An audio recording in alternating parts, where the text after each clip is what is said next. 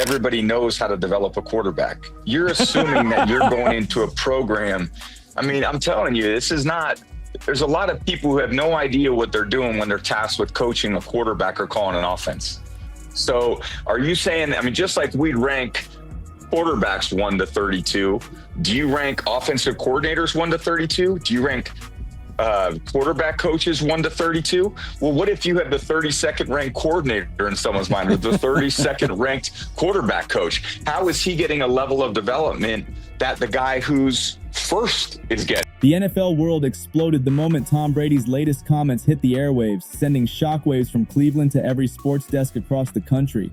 In what many fans called one of the most unexpected and bold takes from Brady since retirement, he stepped into the Browns quarterback controversy and exposed what he described as a deeper, calculated plan behind the scenes, a plan allegedly involving Kevin Stefanski keeping Shedeur Sanders glued to the bench all season long.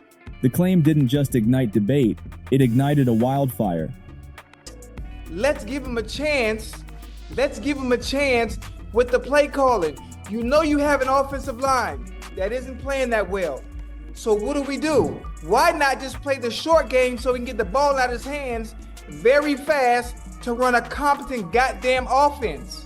Outside of that, Shedeur has to be better in understanding that the offensive line that you're working with right now is not adequate. Why not allow the players that are competing for a job, in this instance, Shedeur Sanders?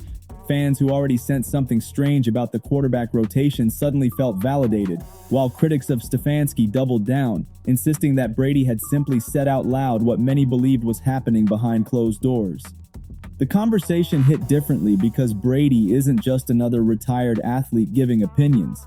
He's the closest thing the league has ever seen to a quarterback prophet, a player whose understanding of offensive systems, coaching tendencies, and locker room dynamics is almost unmatched. So when Brady suggested that the Browns staff had a long-term strategy built around withholding reps from Shedeur, the league listened. The take didn't come off like gossip or speculation. It came off like analysis rooted in decades of experience, and that gave the claim immediate weight throughout the sports world. Fans were already questioning why Shedeur, one of the most hyped rookies of the year, saw inconsistent reps at practice and limited real game opportunities. Let's give him a chance. Let's give him a chance with the play calling. You know you have an offensive line that isn't playing that well. So what do? Why not just play the short game so he can get the ball out of his hands very fast to run a competent goddamn offense? Outside of that, Shedeur has to be better in understanding that the offensive line that you're working with right now is not adequate. Why not allow the players that are competing for a job, in this instance, Shedeur Sanders? Every time the Browns offense struggled, people wondered why Shedeur wasn't at least given a chance to develop on the field. But the idea that this wasn't an accident, that this might have been deliberate, turned curiosity into outrage. Brady's comments painted the picture of a coaching staff hesitant, cautious, and possibly protective of a system that didn't include Shedeur as a starter this season, regardless of performance. Meanwhile, the reaction around the league was immediate. Analysts jumped on Brady's statement within seconds, breaking down film, practice patterns, and every decision Stefanski had made so far. Suddenly, every moment from the preseason, every press conference, and every game plan from week 1 looked suspect. It wasn't just the fans asking questions anymore. It was insiders, former players, and even other coaches watching the Browns closely and trying to decode the real strategy Stefanski had in mind. The timing of Brady's comments made things even more explosive. Coming off a game where the Browns' offense looked flat and without rhythm, his remarks felt like a direct hit on Stefanski's leadership. Fans were already frustrated, the locker room was already tense, and now the greatest quarterback of all time was pointing a spotlight on the exact area critics had been targeting all season. What Brady did was simple. He exposed a storyline that Cleveland tried to keep quiet. Whether the claim proves accurate or not, the damage was done. The public now believes there was always a plan to keep Shedeur sidelined, and the pressure on Stefanski has never been heavier than it is at this moment. Once Brady's comments hit social media, the conversation shifted from football analysis to a full-scale investigation. Fans began compiling receipts, timelines, and practice reports, creating a narrative that suggested Stefanski had been quietly restricting Shedeur's development since training camp. Clips from open practices resurfaced, showing Shedeur taking limited first-team snaps.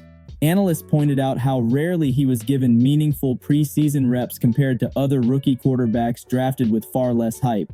The deeper fans dug, the more everything looked intentional rather than accidental. The local Cleveland media keep going relentless on Shedeur. He entitled, distracted, developing slow, can't learn the playbook, not getting practice reps with the scout team, not getting practice reps at all.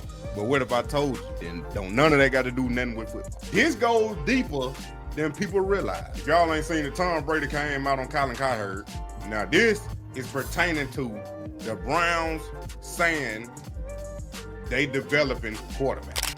One of the biggest talking points became the Browns' unusual approach to quarterback distribution. Instead of building a competitive environment where quarterbacks earn reps based on performance, Stefanski allegedly made early decisions that restricted Shedeur's access to key installations and high-level plays. This created the perception that Shedeur was being prepared for a clipboard role rather than an on-field role. Brady's statement simply confirmed what fans believed they were already seeing, that the coaching staff wasn't giving Shedeur the tools necessary to thrive. Even more suspicious were the reports that Shedeur was studying separate play variations and situational packages that never appeared in live games. Analysts argued that this signaled a developmental track designed for the future, not for the present season. But when Brady pointed out that benching Shedeur for an entire year could backfire on the franchise, the argument gained strength. Why draft a quarterback with elite potential and then bury him under a conservative game plan? Why not let him learn through experience the way so many great quarterbacks have? The idea that Stefanski wanted to protect the system rather than elevate the talent within it became a major focus in sports media. Some insiders argued that Stefanski was hesitant to restructure the offense mid-season. Others claimed he didn't fully trust Shedeur to read NFL defenses. But fans countered that development requires opportunity, and opportunity requires trust. If the Browns never gave Shedeur consistent practice reps with the first team, how could he develop at the pace expected of a franchise quarterback? Meanwhile, Brady's involvement added pressure that Cleveland was not prepared for. Once his comments gained traction, the Browns organization was forced to respond subtly, even if not directly. Public statements avoided specifics, but the tone changed. Coaches praised Shedeur more publicly, players highlighted his progress, and journalists noticed an uncomfortable shift in how the team addressed quarterback questions. Stefanski suddenly found himself navigating a storm that he didn't create, at least not publicly, but was now responsible for managing. Brady's revelation didn't just expose a plan, it exposed the consequences of that plan.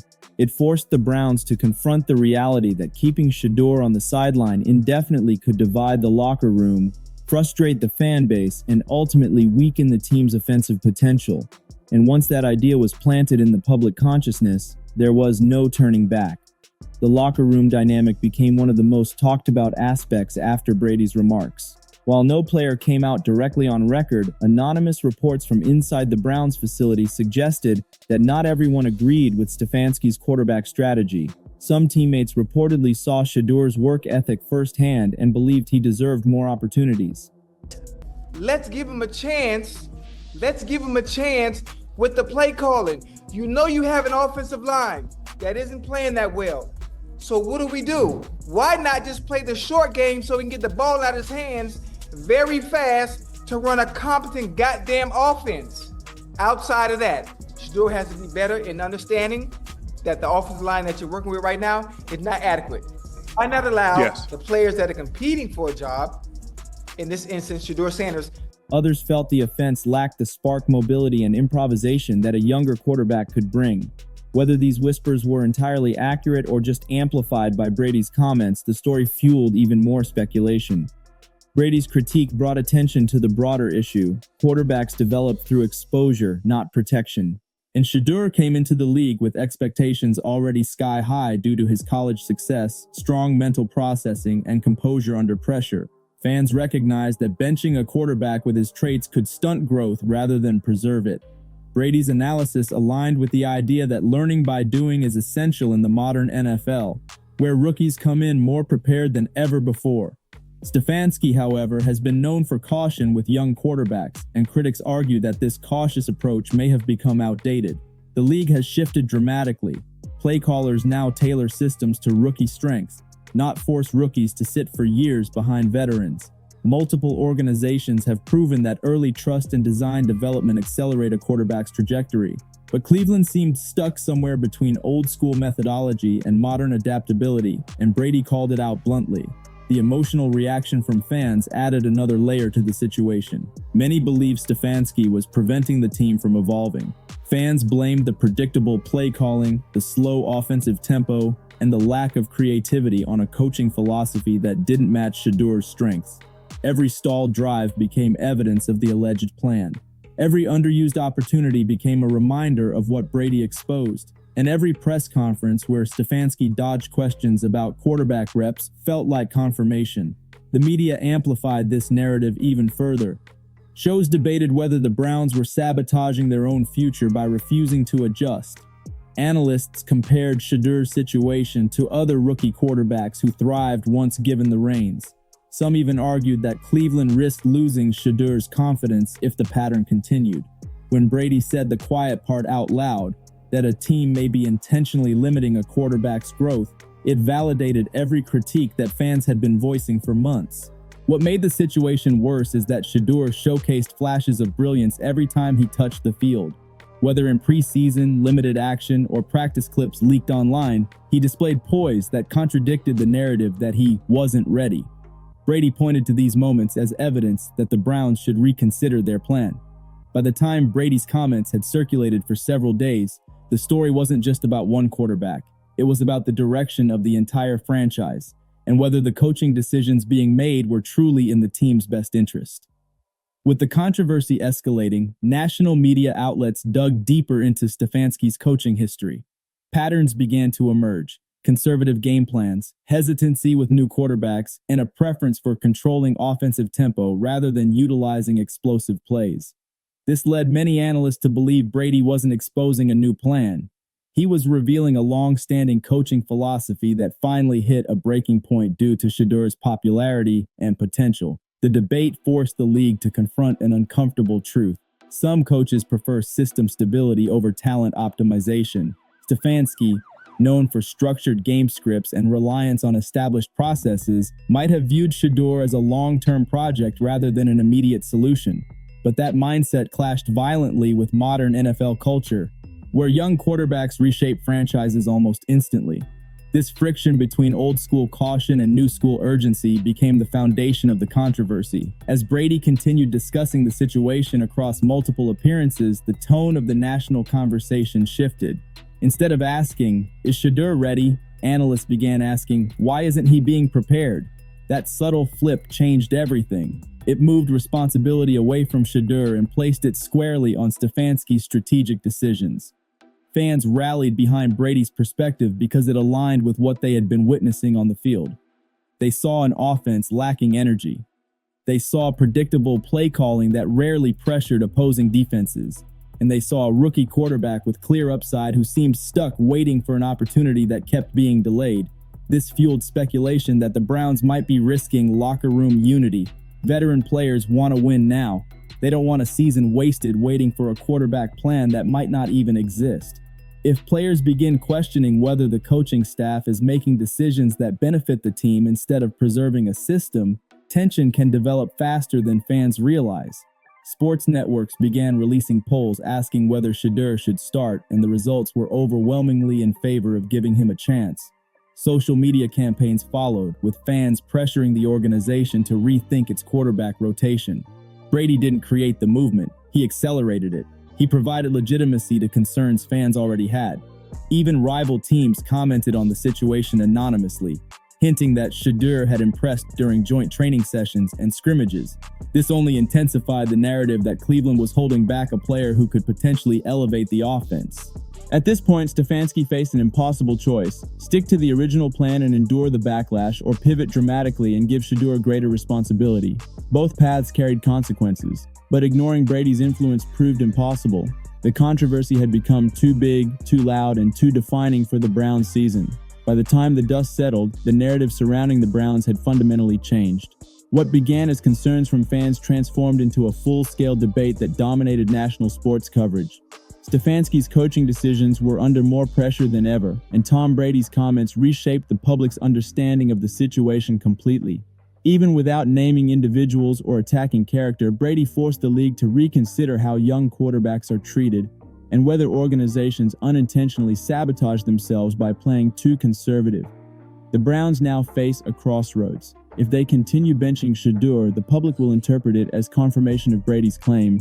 Every game he doesn't start becomes a symbol of management hesitation. Every loss becomes evidence of mismanagement. Every offensive struggle becomes a rallying cry for fans demanding change. The longer Shedeur sits, the louder the conversation gets. On the other hand, if the Browns decide to adjust his reps, increase his involvement, or give him a legitimate shot at starting, critics will argue that the shift only happened because Brady called them out. That puts even more pressure on Stefanski, who must now balance internal strategy with external expectation, all while keeping the locker room unified. For Shedeur, the controversy has ironically elevated his status. Brady's endorsement positioned him as a future face of the franchise, someone worthy of development and trust. Fans see him not as a rookie needing shelter, but as a potential answer the Browns are refusing to explore. His every appearance will now be scrutinized as evidence of what the Browns have been missing. Brady's influence in this situation demonstrates the power that elite-level knowledge carries in the NFL. When he speaks, the league listens, not because of celebrity, but because of credibility. His breakdown didn't just expose concerns, it brought urgency. It made the Browns accountable in a way they had managed to avoid all season. As the debate continues, one thing is certain. This controversy will shape the direction of the Browns for the rest of the year. Stefanski can no longer hide behind generic statements or vague explanations. The pressure is visible, the public is watching, and Shedeur stands at the center of a quarterback storm unlike anything Cleveland has seen in years. Whether Stefanski adapts or doubles down will define not only the season, but possibly his future as a head coach. If you enjoyed this deep breakdown and want more content like this, make sure to like the video and subscribe so you never miss the next update.